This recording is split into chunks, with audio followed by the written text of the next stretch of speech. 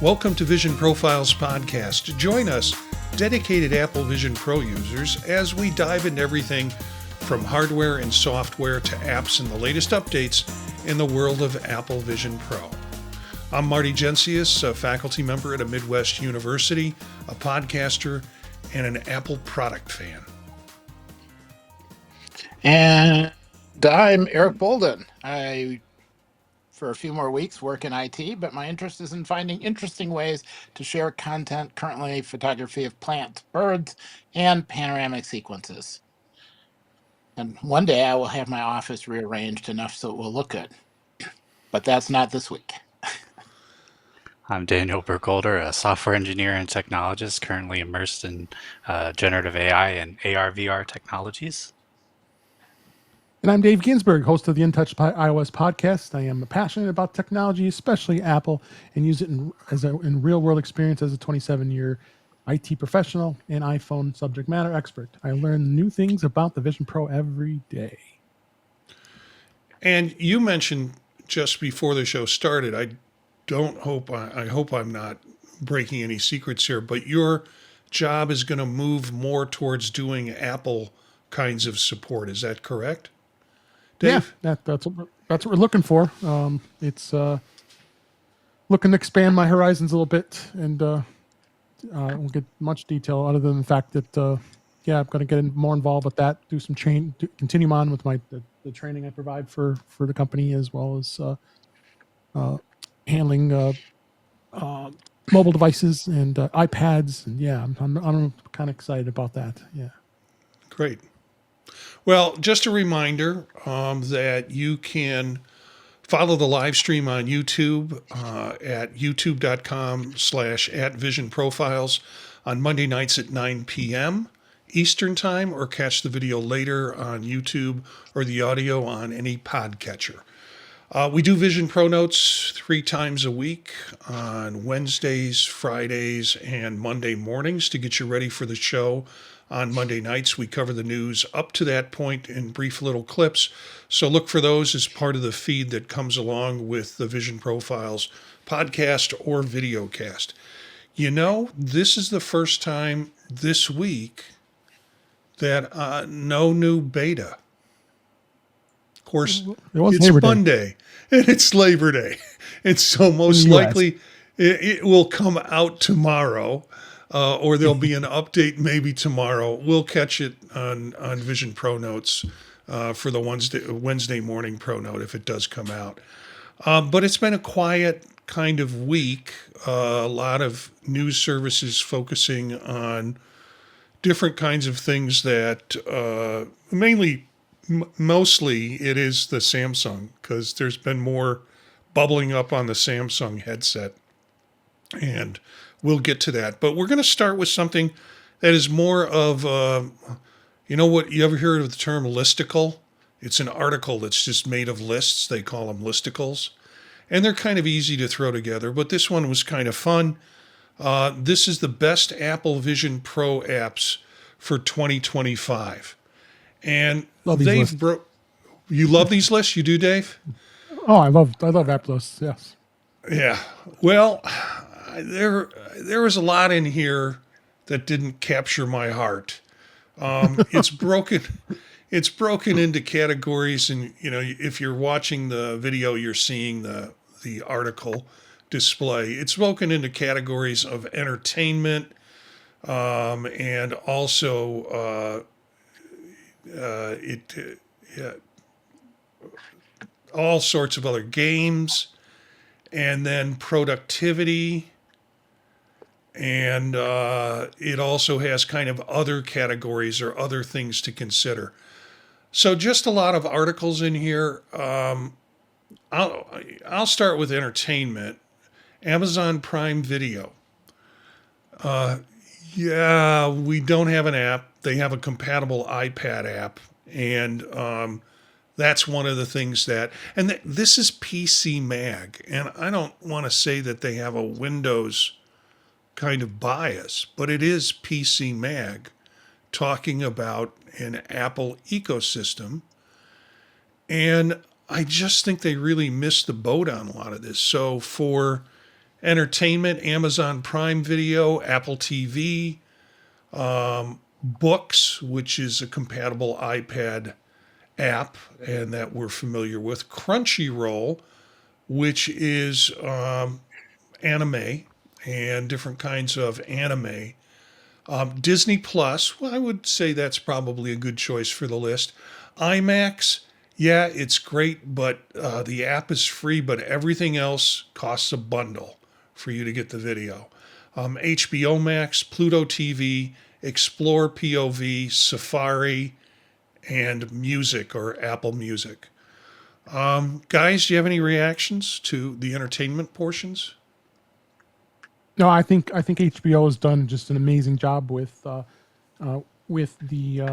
HBO Max app, because it just any movies and videos I've watched on there has been just absolutely amazing. They did some really great jobs with that, and as well as they added those the backgrounds too with the Harry Potter and some other things. So they seem like they're very, very active in the Vision Pro arena, just trying to get more involved with a lot of video production. You're right about the Prime Video; it's nothing special. I mean, it's an iPad app basically, but made so it can work with Vision Pro. But they need to get their game up with that too. I think Paramount Plus also has a Vision Pro app, if I'm not mistaken. But it may be an iPad app. I don't remember offhand. But so you're starting to see more of these content creators, these content providers, stepping up on the Vision Pro, because because this is a VR, and that's what we're doing, and that's what Apple's trying to keep going with Apple TV Plus, and this is good to see. Yeah, I mean, one of the complaints within the article, or one of the things they recognize, I don't know if it's a complaint, but they mentioned Netflix doesn't have a native app yet, and they've been silent for a long time on wanting to do that, and also YouTube. Although YouTube recently has said, "Hey, we're going to do something. It's in our plan," but there's no. They doesn't seem like there's any rush to roll it out. Any other additions or any other comments with just the entertainment portion? I've got some. I know Eric's got some we'll talk about when we finish things that we think they missed. And maybe Dave does too, and Daniel, but some apps.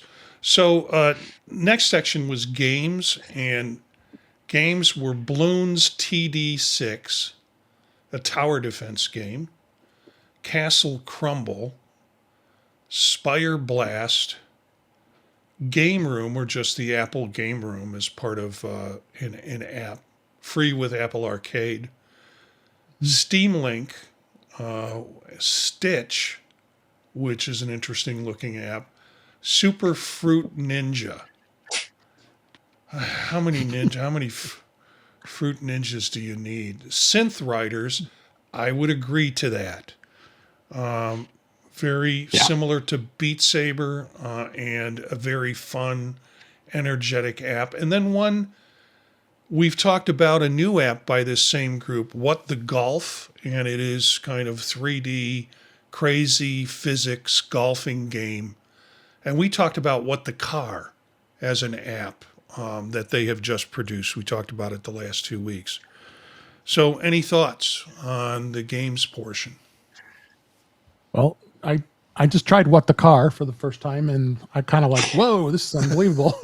if you want to save it to we'll talk about the app portion, because I've got it listed in the app portion. I'll hold my comments then, but nothing too overly exciting in this list. I'm not much of a gamer. I mean, there's a couple of games here and there I like.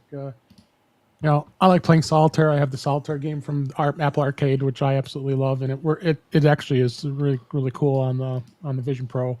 It's very it's optimized for it. So, but it is kind of big, especially it's the same thing with when it's on the iPad too. But I play it mostly on my iPhone. But but there's many other amazing games out there, and I'd be open to trying them just to get the immersive experience of what they do and see what the developers have up their sleeves. Daniel, do you have anything about games? No, not really. I actually don't think I've used any app on this list, any of the categories. Um, and my only comment would really be about Steam Link and to say don't use Steam Link, but because Moonlight is a much better platform to stream your games. But if that's all you have at the moment and you want like just easy one-click setup, then yeah, go ahead with Steam Link. Um, but yeah, I find this is a little tough because I'm like, I don't know any of these apps. Yeah, I mean, I'm not a gamer like Dave also, but I kind of thought, hey, at least they're going to come up with a game that I have tried. And with the exception of Synth Riders, there's nothing on the list that I've attempted to play. And like I said, I'm not a big gamer, but still, we see these things, we review these things weekly on our show. And some of these things I've never even run across, but PCMag thinks they deem worthy in terms of that. And then finally, the productivity piece. Camo Studio, we've spoken about that on the show before. Yep. Microsoft Office apps, which I found that's PC editor's choice, in fact. And then Runestone, which we've spoken about. That is great for maybe Daniel, maybe you've had some experience with it. I don't know, but it's set up for coding. And then Safari for Google Docs and Google Sheets. Again, Google hasn't set up anything directly. No. Scrivener, yeah, Scrivener is an app that have you guys done Scrivener before? Not really. I've seen it, but I don't use it. Yeah. As an academic, everybody was on the bandwagon for Scrivener because it's essentially the way we used to write stuff, type everything out on index cards and move them around. And I have it. I bought it. I upgraded it. Frankly, they haven't upgraded the app for years. So I don't understand and there, believe me, there's plenty they could do to upgrade the app, considering the operating systems and the way we connect to other things has changed. It's this standalone app that you have on your Mac to do your writing with. And I haven't used it much because of that. It just doesn't fit into my workflow. But to see it on here as a productivity app really, really surprises me. And they're using the compatible iPad app. So, what's left on the list is WebEx, which is also a editor's choice, and Zoom, which is, given probably it needs to be on there. So, and then they mention a couple of apps, and I'll jump to this in the other section. The Spatial Supercar Museum, I think we've spoken about that on this. Crumble for people who want to order cookies while they're on their Vision Pro headset. And then Musees, which we have spoken about. And actually, the producer of this has done a couple of apps that we're pretty impressed with in terms of walkthrough and such. Space Vision we've spoke about on this in terms of sort of a planetary tour, and then Zillow Immerse. So you want to find a house and you want to get into 360 pictures inside the house. You can do that with your Vision Pro. So an interesting list, but I am going to kind of turn it over to folks to ask you, are there things that you wanted to add to that or you think should be on there? I don't know. Well, I have a bunch, Go ahead. but I would say that the Mac Virtual Display should have been in there. Mm-hmm. They really are missing out. I don't know if they just did a restriction that it was Vision Pro and only Vision Pro, and you couldn't interact with anything else. But not being able to either have a virtual phone involved or a phone somehow involved, the Mac Virtual Display, that's a big one, because there's a whole range of apps that you get if you just use the Vision Pro as a display for the Mac. And that is what many, if not most, people looking for productivity are doing. I also would point out that things like games, and probably in productivity as well, the sound from the Vision Pro goes directly into your ears. It's easy to hear, but it's not so loud that everybody around you hears. And if you put in a pair of AirPods, so I guess AirPods would be the second thing I would add, then you have an environment where whatever you're doing doesn't disturb the person sitting next to you in the living room, trying not to be distracted with whatever flashy thing is going on your screen. And in fact, if you really, really, really have to, you could be sitting next to somebody in bed while they're trying to sleep and still get stuff done. So, yeah, and they didn't mention any of that. They're like missing that whole night Functionality. evening shift. Yeah. Yeah. Um, I guess I'll I give Yeah. somebody else a yeah, chance. yeah.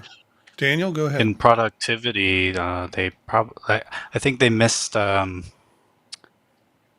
any task management or to-do list apps, Yeah. which are definitely very popular. Like OmniFocus has a Vision Pro native app. So does Things. Right. Those both have Vision Pro native apps. I use both of them.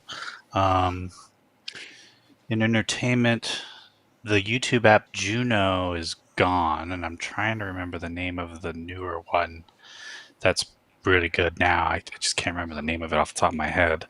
At least on entertainment, but that's where I spend most of my entertainment time is on YouTube. So, yeah, I can't really think of other things. It wouldn't be fair to have them had put Moonlight on there, the game streaming, like I mentioned earlier, just because the Vision Pro native app isn't fully out on the App Store yet. It's still all on test flight, so kind of not fair. Yeah, I can't. I have to like put it on to go look and see everything else too, because I had to actually just recently re-download everything too, because I just got mine back from the repair depot again. So I had to go through all this, but I should remember what I just downloaded. But when you download like 400 apps, Yeah. it's like Now, Daniel, you can't bring up that you just got it back from the repair depot again without explaining that story. Is the sound again? Yeah, maybe we want to do it a little later after Okay. this segment. Yeah. All right. I put a few in the list that I thought were apps that I used. Puzzling Places is a 3-dimensional puzzle piece where you create you create 3-dimensional objects with broken up puzzle pieces of the objects. So churches and buildings and, large 3-dimensional kinds of objects that you can have built in your room. And for me, that's kind of very meditative. It's like puzzle, but 3-dimensional. You can move it around, get to the backside, look at the list of pieces that are available, and do that. In Space, which we've talked about enough in here, but just a good community kind of. Better than anything that I think really exists on Meta at this point in terms of community and community rooms and availability. Lens is my social, my media connector. So I have in that app, you open it up and you have like a menu of icons that you can click on, and you have to set up each of your accounts through it. But it launches all different types of streaming media situations. What If, which I'm going back a year or so, which was that Marvel kind of immersive experience where you open the app up and this 8-foot person winds up standing in your living room. It was pretty impressive. A recent one that we've talked about, SailGP RaceScape XR, I think is the way sports should be viewed in the future. And it has implications for all sorts of streaming sports with it. And then Trip, which is the meditative, fully immersive meditative app that I think rises to the top of all the other meditative stuff that is on the Vision Pro. And there's quite a bit of meditative stuff. Any other additions to what would make it a more perfect list? Yes. Okay, Eric. Screens 5. It's VNC remote desktop, remote access for Mac, Windows, and Linux. Especially if you have other computers scattered around the house that you just need a quick remote in, do something, and get back off again. Or if there's some app that's not available, you can just remotely control the device. If the device is right next to you, you can use the virtual display. But if the device is on the other side of the house or more remote, the Screens 5 works for remotely controlling. Link Keeper. It's a URL bookmark keeper that runs on macOS, iOS, iPadOS, Vision OS. So whatever device you're on, you can copy a link that you come across, save it there, and then especially if you're wandering around with your phone and you see a neat Vision OS thing and you don't want to forget it, you can throw it in there. Then when you get to the Vision OS, the link is right there. You don't have to send it to yourself or whatever. It's a lot cleaner.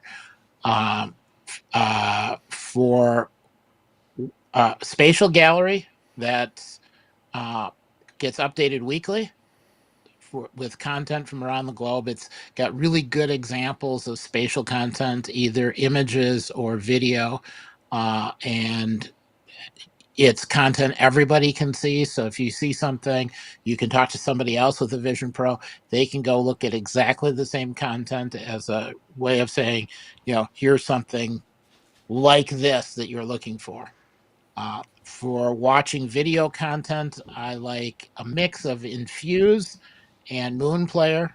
Infuse just because it runs on everything, and if you've got content you're watching, you can tell it to download it to a local folder, and the local folder you could then also use with other apps such as Moon Player to convert 2D content into 3D content in real time. And then the last thing I would add is Ecamm. Not for everyone, but if you're trying to join meetings with a persona and you have to hop through lots of different software, Ecamm has let me do that, and I hadn't really found a way to jump into a Teams meeting with a persona any other way, so that's what I got so far. Well, yeah, I haven't. I know you can do it with Zoom because I've been in Zoom meetings with a persona. I'm not sure about Teams. But yeah. Teams is on there, but it's not really. You can't really use it. Yeah. Dave, any apps or any experiences that you want to share that you think should have been on the list? I just discovered a bookmarks link keeper, so I'm gonna dive into that further. Actually, the MLB app for Major League Baseball has a really great app. I find it to be very very good when it comes to that. The Carrot app for weather, pretty amazing. Yeah. I mean, the weather maps themselves are just so interactive and very clean, very well designed for the Vision Pro. I did really like that app quite a bit. So those are a couple of ones that stand out to me. Okay, well, I was excited when I read the title of that article, and then really truly disappointed when I went through the list. It was like, did these guys actually ever put a headset on?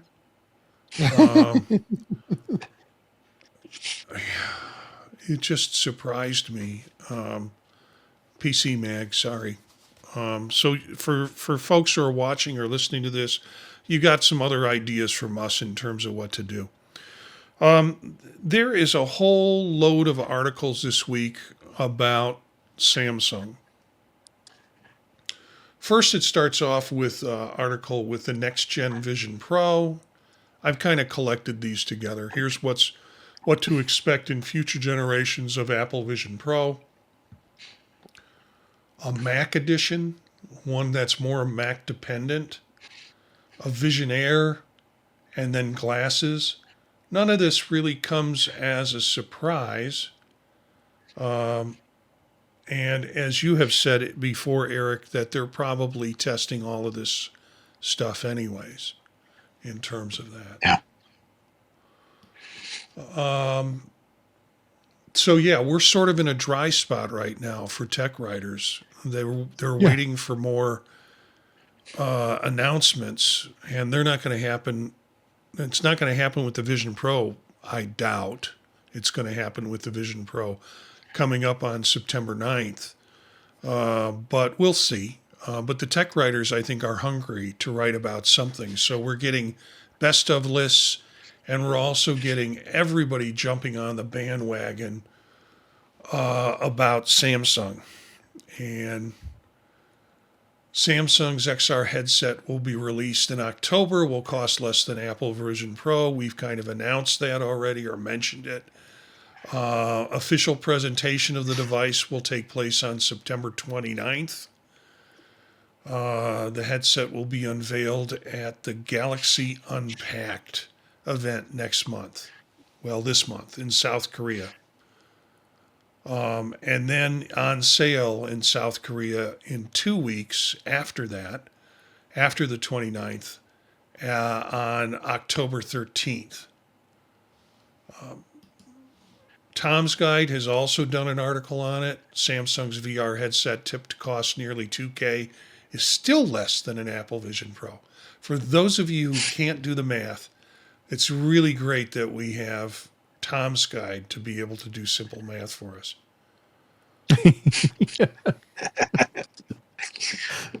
Because it's got it doesn't have any bias about Apple and Tom's Guide. Yeah, well, it's like, for me, it's like political polls. You have to go, when somebody says a candidate's down in what category, you've got to figure out which poll it is, because certain polls lean very strongly conservative. And if the conservatives polls say they're down, that's very meaningful. And so Tom's Guide is sort of that barometer for me. If they ever say anything nice about Apple, it'll be great to see it, and they're probably on target then. But yeah. And this comes out of Gizmodo. This article. Yeah. If this is the price of Samsung's Vision Pro killer, it's still too much. The wildly expensive Vision Pro, which debuted at $3,500. Still gonna wrong. Leaks suggest that the headset will still cost close to $22,000. Although, I've also read reports where this could be up to $2,800 in terms of the price. We'll see when we see. Samsung's not really known to do that, especially with their Android phones. They're always like more expensive, honestly. I mean, especially the ones that are larger size screens. I mean, it's you kind think of strange to see that they do this. Yeah, you think the high-end products that they're going to keep their high-end products rather pricey, and I would imagine the headset is going to be an attempt to provide the same functionality as Apple, not the same functionality as Meta. So I wouldn't be surprised if it's above 2,000. Because they can't do the mechanics for it in any other way. Yeah. It's a very similar build. I mean, as far Yeah. as components, I would think. Yeah. And then the Tech Radar article that we have in the mix. And oh, that's the patent. We'll get to that in a minute. So, any general comments at all about the Samsung release? Just get it over with. Yeah. Tired Yeah, of hearing stop about it. teasing us. What's interesting is they're not going to talk more about it until September 29th, Right. which means we'll have the Apple stuff to talk about coming out with in September 9th. And then if you look at that, sales will probably be the 15th or whatever. Yeah. Trying to figure out what the next Friday is after that. So there'll be plenty of stuff for Apple to talk about. And so maybe they're kind of waiting until that dies down on September 29th to tell us more about Project Wuhan and the Samsung's Vision Pro Killer. That, from what we know, is only going to be on sale in South Korea at this point, at this time. So, who knows? Well, it sounded like they couldn't make that many of them anyway. You know, wasn't there a 100,000 unit cap? 100,000, yeah, 100,000 units before the end of the year. Yeah. So you couldn't really Another do reason, worldwide, even yeah, if you wanted to. yeah, another reason why the price could be higher than 2,000 and up around 2,800, because they know they could get it from people at that point because of the exclusivity of it. So.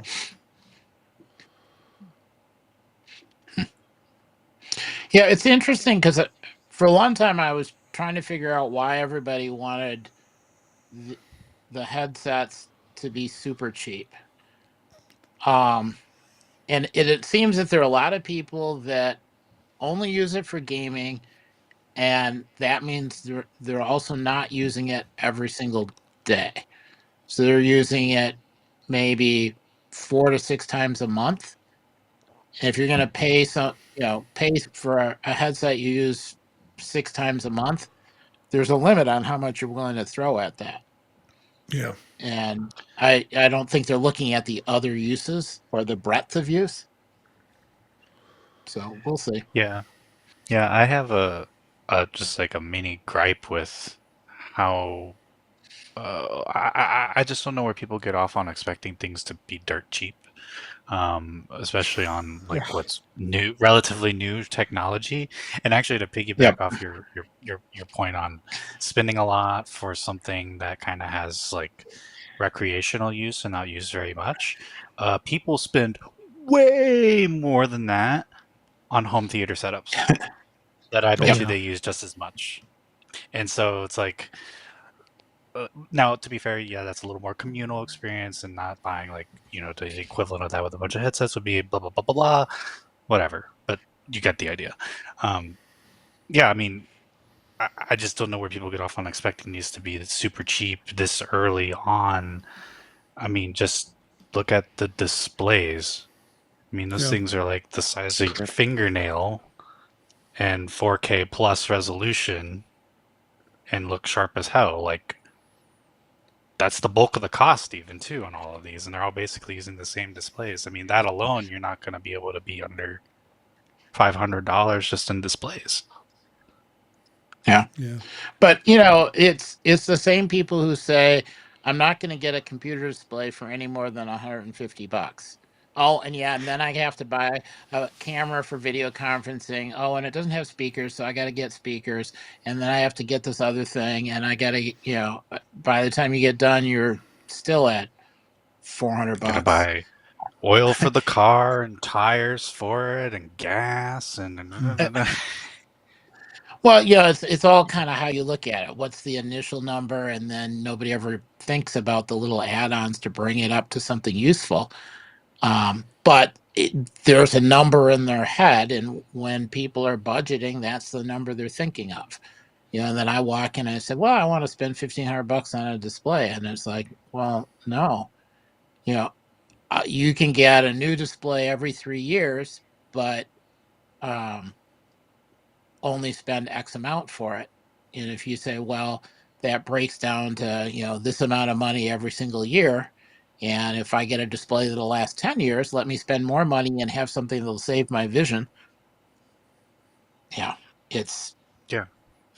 I mean, I'm in a Herman Miller Aeron right now, and I bought it new and spec'd it out because I wanted every ergo option I could, Yep. and divvy it out over 10 years at least. That's about as much as I was paying for a cheap chair every 2-3 years. Yeah. So it just values what you have, what you can do to, buy once, cry once if you can. But I think this on the headset thing, I think there's a lot of people just can't get out of their mind of just gaming.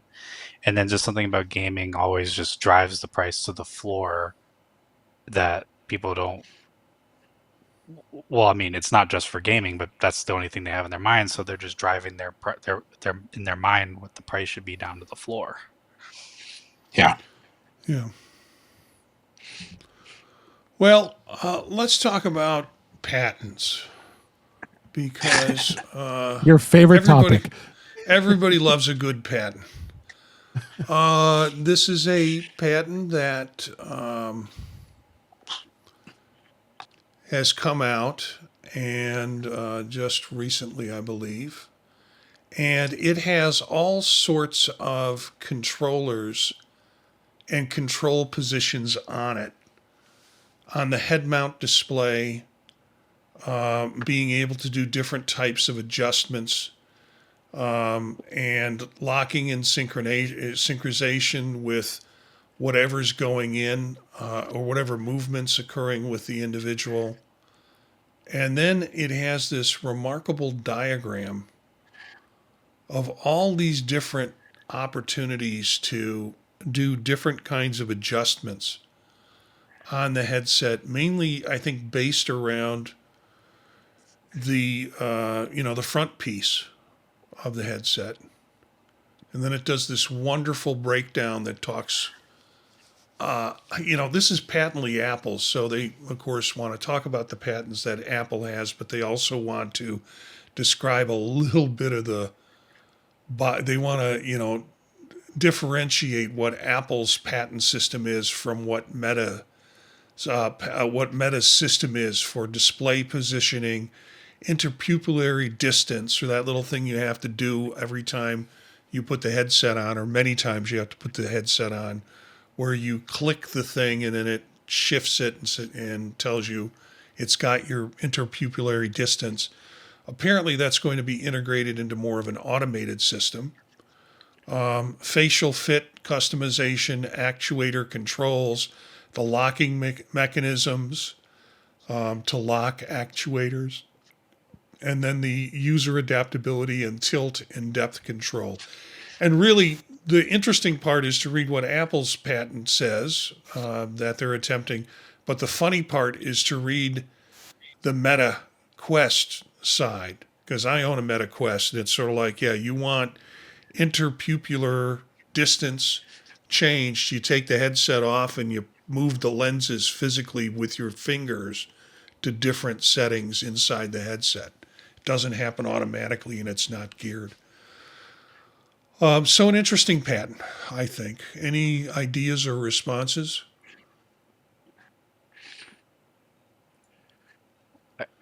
This is actually really cool because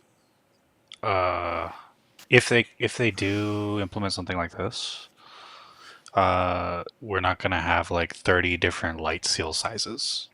Yeah. That's how I read this. This is like lights, like the universal light seal, fully adjustable. And even with light seal I have now, I kind of suspect that my display is slightly tilted. Like my eyes are not fully parallel with the actual displays.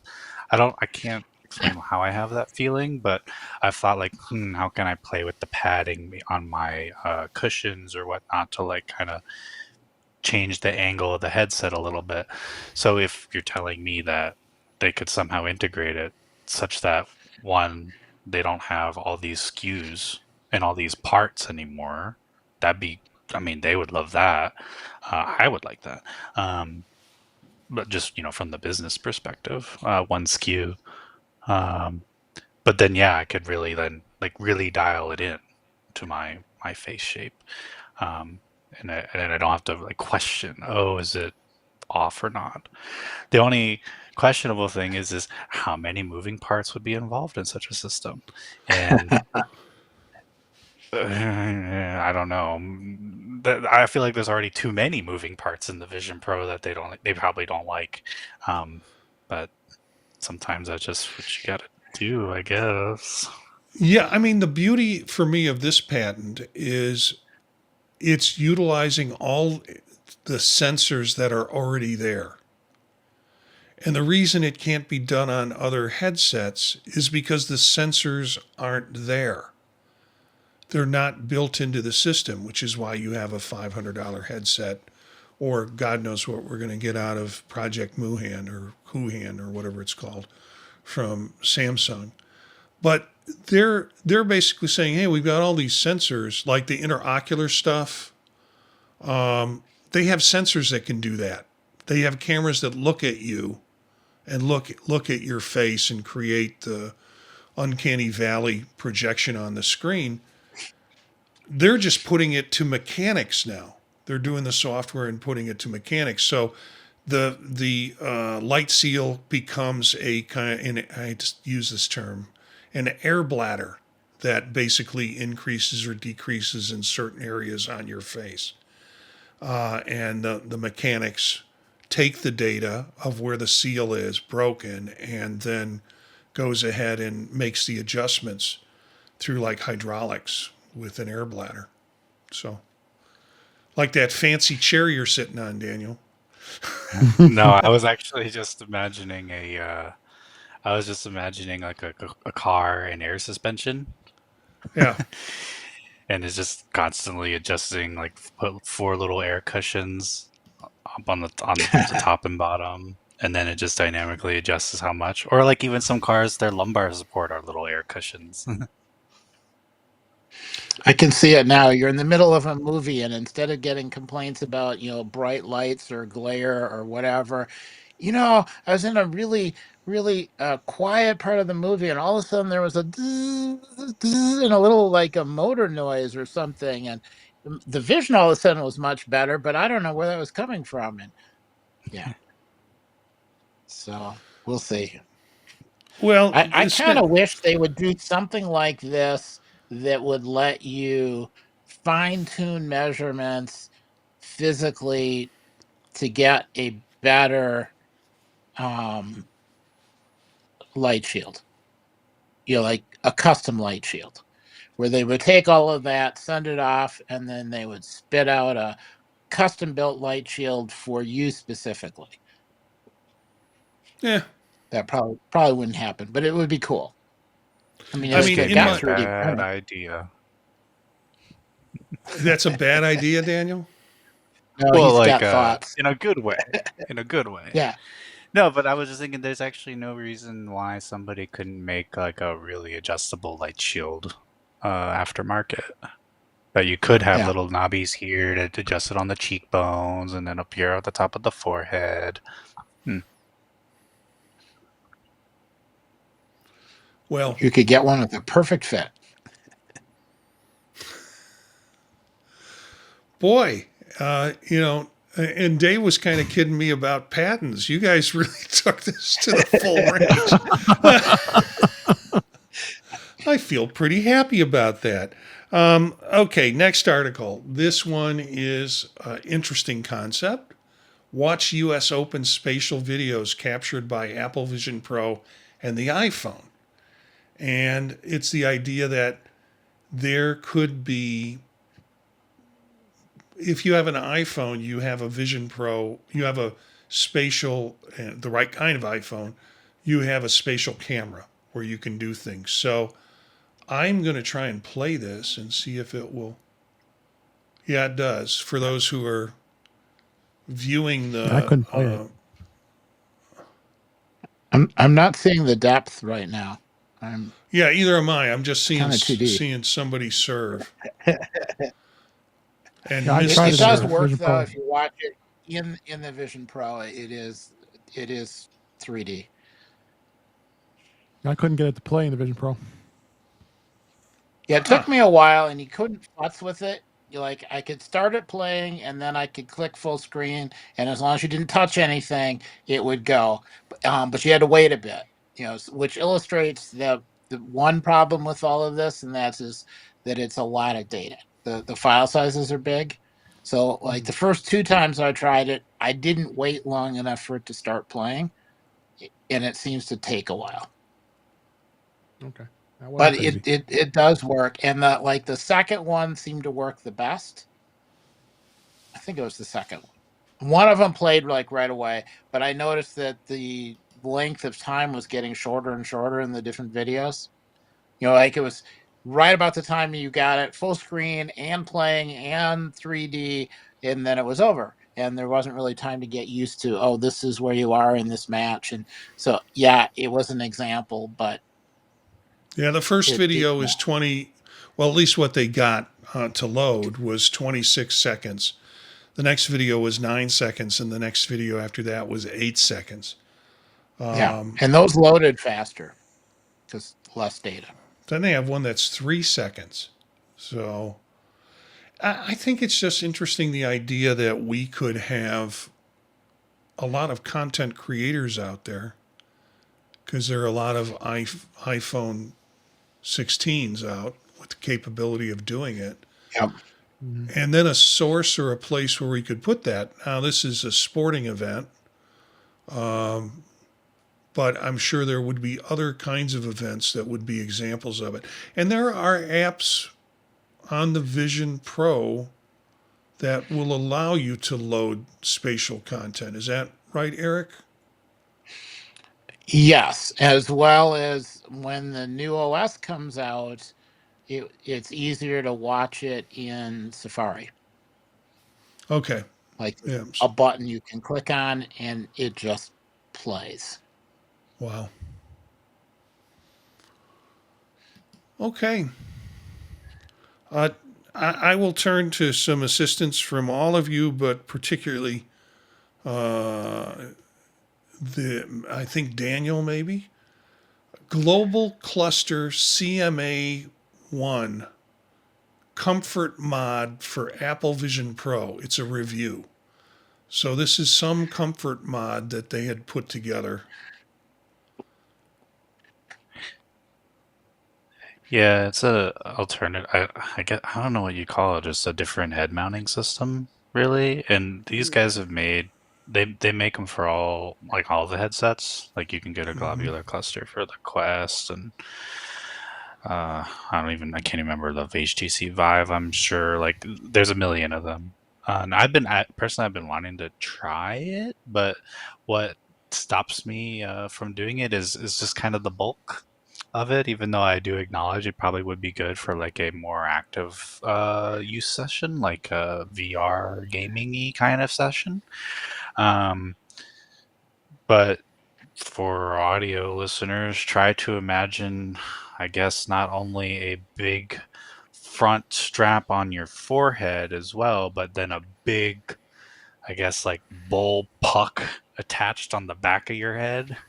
Yeah. And it really just starts to bring all the weight off anywhere off your face and just really all on your head. And they have like all different types of cushions for the feel you want and so forth. And I think this one too, which is one feature, like probably the only feature why I'd get it is I think this one you can flip it up. Like so you can have it still on your head, but just like flip it up like a visor and just like it's just floating above your head and then you can just see. Gosh, I would love that in in some kind of a head mounting system, but not enough for me personally to get this one because I don't like the idea of like the big puck on the back of the head as much, Yeah. especially like if you wanted to lay down or something, you got to do real Oh. awkward things. Like if you want to lay down, people will flip the puck part on the back of the head on the top of the head and then still use the solo loop and like now we're just getting silly here. So But it's like a 70, 80-ish dollar option, and if you're really active, it seems like it's a really good unit for it.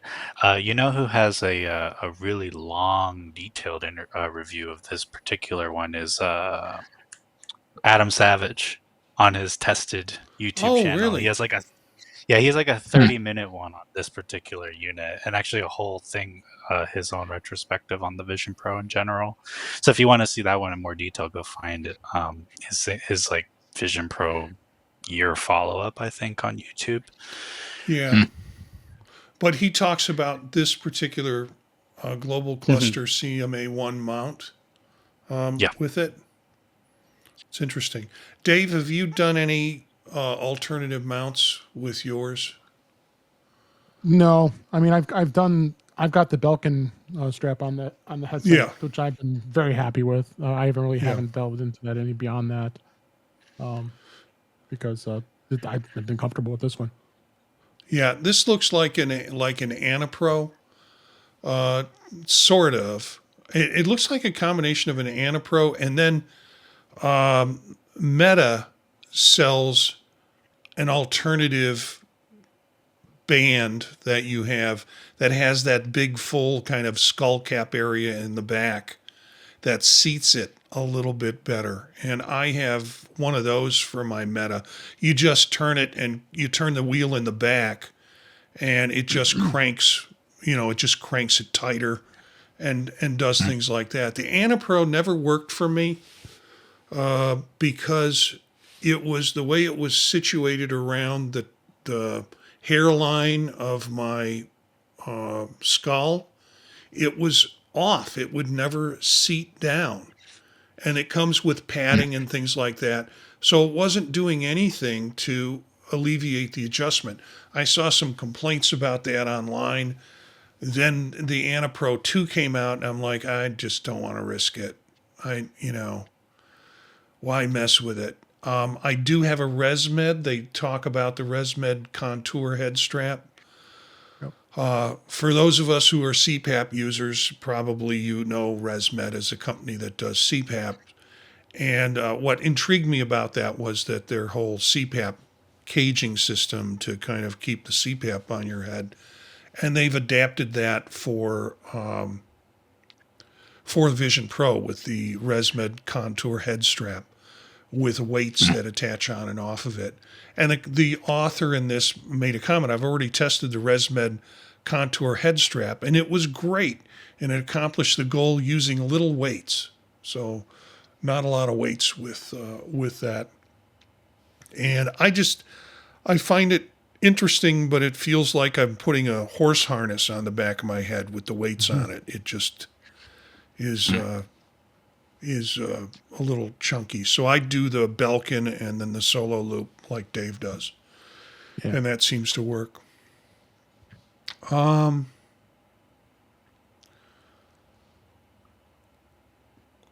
looking at the time, and there's nothing in here that I think is critical in terms of comments. And we do have quite a few things to share with apps.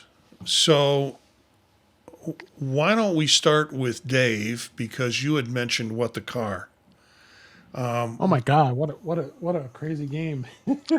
I just played it for about 10 minutes or so, but crazy. Just go grab the steering wheel and it pops right in your face, and you're steering this steering wheel, and then it's telling you to beep the horn, and I'm pinching. I can't. I don't know if you guys had the same problem, but just trying to get to the horn. I didn't think I was crazy, but I got as far as the first round where it trying to stay on the track, and I made it. And then the second one was the feet. So you're just you're going like this.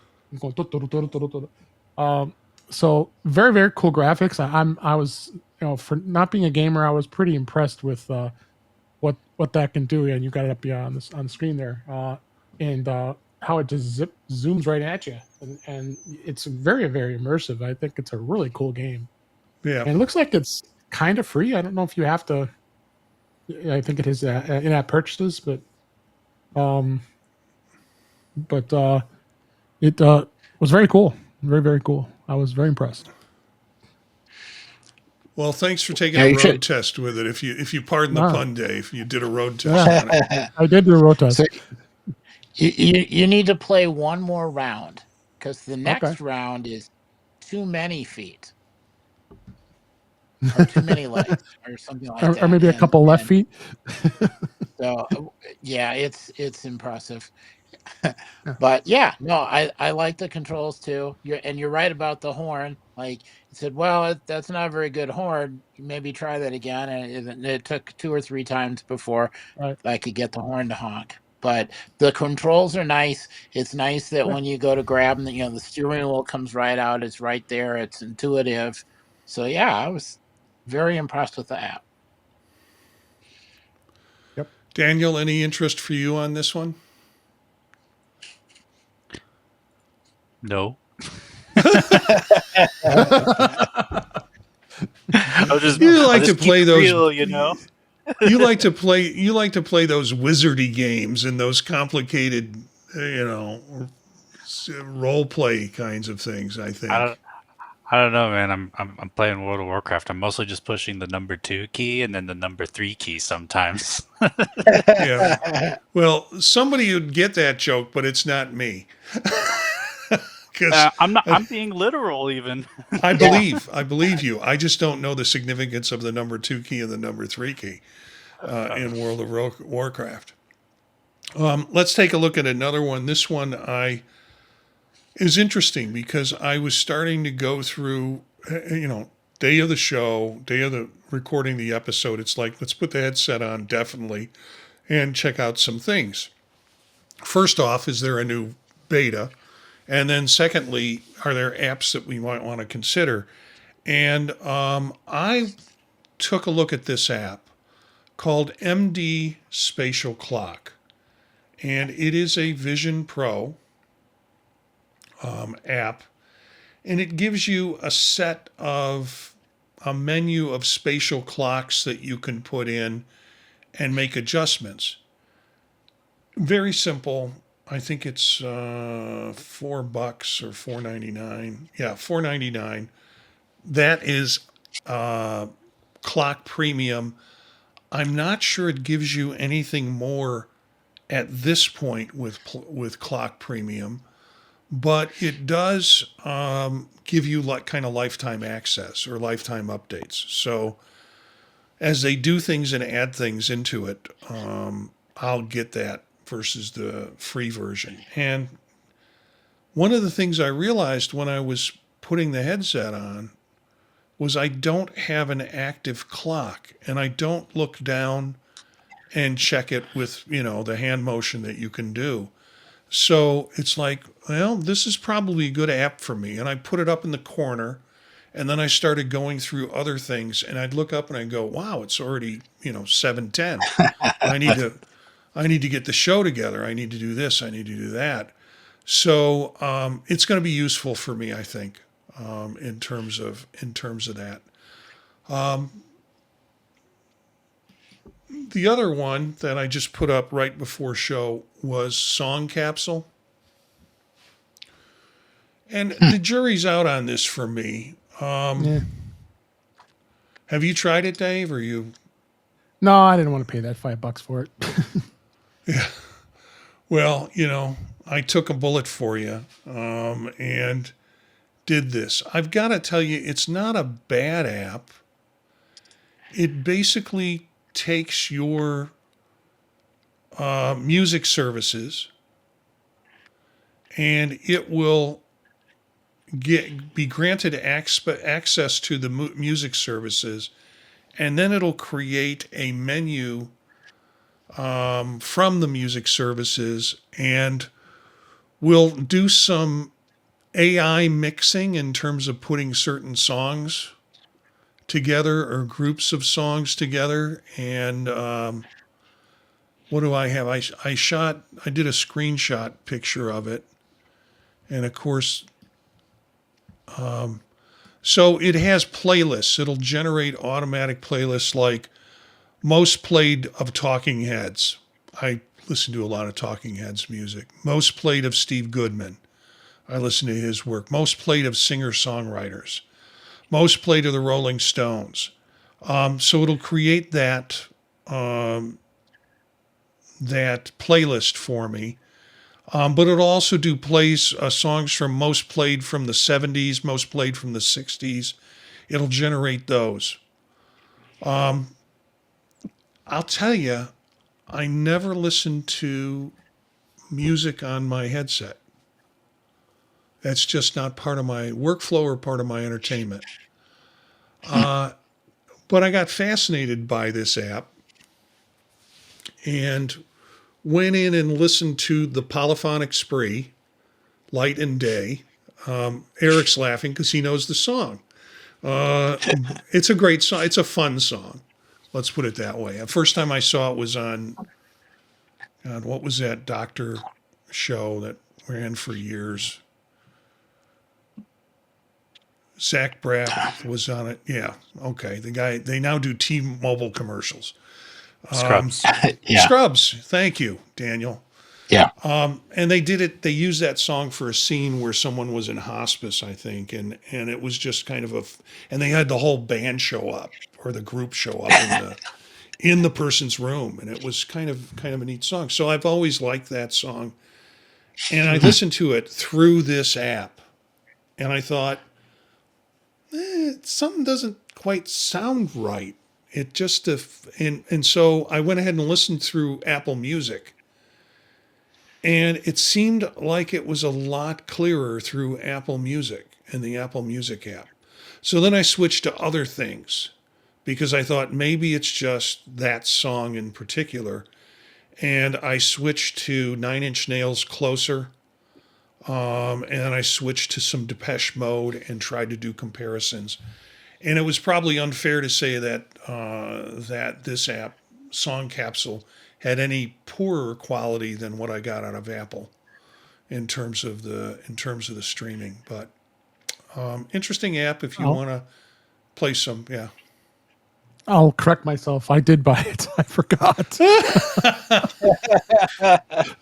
went to my iPhone. I'm like, wait a minute, I could download it. Oh crap, I did buy it. So I don't remember how my experience was on the Vision Pro, but it is kind of cool because it goes into your Apple Music library and it'll start. Like I said, it just played some really old Tennessee Ernie Ford song when I first opened it up. So you're right, it does have a lot of old songs that do come up. But I'll go back. I'll give you another review when I put it back on the Yeah, Pro and for me the $5 $5 meant I could play it on other platforms too, which is because it's on the Mac. I think it works on the iPhone and the iPad. Yeah. I don't know if you had a chance to look at either of these. postImpress. This also has an iPhone app and an Apple Vision app. postImpress was interesting. I looked at it through the, and it's a $4 app. I looked at it through the Apple Vision Pro, and it looks at post-impressionist artists. And so if you go into the intro, it gives you pictures and it gives you a little bit of background in terms of impressionist artists. Then the artist link was really not very good. It was just the names of the artist, and you'd click on them and it would open it up, and you'd see a picture of the artist and you'd see their birth and death date on it. The paintings was interesting, but then you get to the quiz, and the quiz is where you compare. They bring up an artist, and they want to ask you or a piece of art, and they want to ask you who is it connected to with that. And so if you want to learn a little bit about post-impressionistic artists, this is a good app for that. Another one similar Oh, before you get to that, I was just going to say one Yeah. more thing on the postImpress. When you bring up a painting, you can then push it out away from you in the Vision Pro, so you can make it as big as you want, but you can also resize the painting. So a lot of the apps that I've looked at, when you get to the painting, you you can't change the dimension.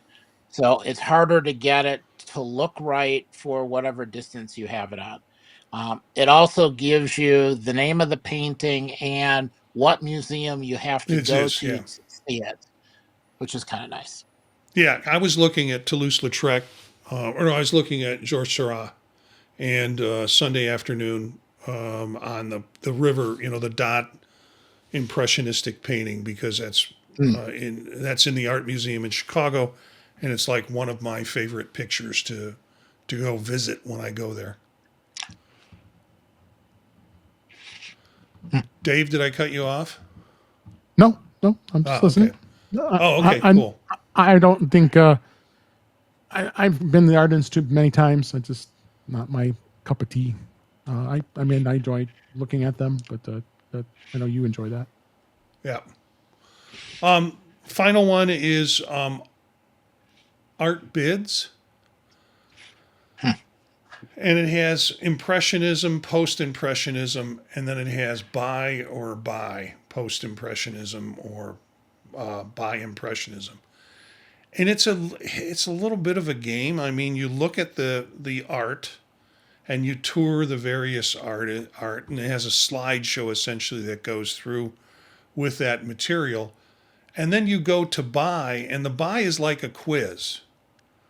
It's sort of like, is this really an art piece or is it not an art piece that fits into Impressionism or Post-Impressionism? And so each time you select to buy it, if you're right, you get a score, and if you're wrong, you lose a point with it. Again, interesting new piece. I saw this, I think, on Reddit. Some people were talking about both of these on Reddit, so I figured I'd check those out. You won't find them in the best of at this point, or something that Apple is highlighting in their stores. But again, the last two is postImpress and artBids, and again, we'll have all the links in the show for these, so you can get to them. Is there anything else the group wants to talk about? We've gone about an hour, a little over. No, I'm good. Nope. Hearing none, then I want to remind you about MacStock and the Digital Pass. Dave and I and a bunch of other folks, and Eric was there, and Daniel, we want to get there next year. We're at MacStock a little over a month ago, and they did video of all the presentations, and the Digital Pass is now available. You can just go to MacStock Conference and Expo, or just MacStock Conference and .com, and that will get you to the main page, and from there you can look at the digital passes for MacStock 9 and take a look at them. You might find some interesting presentations through the list, and things that are definitely well worth the cost of the visual pass. Vision Pro Notes is our feed in the Vision Profiles. We'll have short news items 3 days a week on Monday, Wednesday, and Friday mornings. News for you in preparing you for our full show on Monday night. So I want to go around, and I will start with David. Where can people find you, Dave? Well, they can find me at In Touch with iOS, intouchwithios.com. My YouTube channel is youtube.com/intouchwithios. I am here on Mondays, Vision Profiles. Tuesdays, I'm on Mac Voices Live with Marty and with Eric and others. I have a great time there with Chuck Joyner on Mac Voices Live. Check that out on YouTube. And it's Tuesday nights. Thursday, we record In Touch with iOS. It's 8 p.m. Eastern Time, 5 p.m. Pacific. We just started. I just started using Ecamm Live. It really turned out amazing, and getting some great feedback on it. So I'm looking forward to continuing on with that. And then you also can find me on the British Tech Network most Friday mornings, and that's the Mac Show on there as well. And you can find me on social media, DaveG65 on Blue Sky and Mastodon. That's where I hang out mostly. Thanks. Thanks, Dave. And Eric, what about you? I can be found on Mastodon at eabolden at mas.to. Otherwise, Mondays here on Vision Profiles, Tuesdays on Mac Voices, and Thursdays on In Touch with iOS, covering all the OSs throughout the week. All right, I'm going to put Daniel on the spot. I'm probably the most offline millennial in some regards. You can find me here occasionally, every other week or so. Otherwise, the only socials I'm on is on Blue Sky, which is at IO Expander. But keep an eye out there. I have some stuff kind of brewing. I want to get out there in the world. So, yeah, stay tuned, I suppose. Cool. Be happy to hear as things happen for you. I just checked the chat room, and it looked like my YouTube feed, or at least the chat room feed, had frozen. And so I looked at it all night, all show long, and it looked like no one was in there. And then I rebooted it or reset it up, and sure enough, we've had some viewers. So thank you for joining us at youtube.com/Vision Profiles is our channel where we do the live stream, and thanks for joining us for the show. You can find me Monday nights here on Vision Profiles. You can find me Tuesday nights with Chuck Joyner and with Dave and with Eric, talking about Mac Voices Live and some of the great stories that are coming out affecting Mac and affecting kind of the financial and technical aspect of the world. Thursdays with Dave on In Touch with iOS. We talk about all things iOS and some other things on top of that, including the news of the week. And then occasionally Friday mornings on the British Tech Network at 11 o'clock Eastern Time streaming. And this week we're doing the keynote poker. Poker. Yes. And my goal, I'm flying to Chicago. My goal is to make it to Chicago O'Hare and within 45 minutes get to my sister's house so I can join the stream live with it. So hopefully I'll be there in time to join that. Okay. Thank you for tuning in. We'd love to hear from you and our listeners. If you have ideas or want to join an episode, just email us at thepodtalknetwork@gmail.com. Our bumper music is Free Jazzy by Steve Combs, courtesy of the Free Music Archive. Learn more about us and other projects I'm involved in, other podcasts and things that I'm doing at thepodtalk.net. That's our website. Spread the word to other visionaries. Thanks for listening, and we'll see you next time.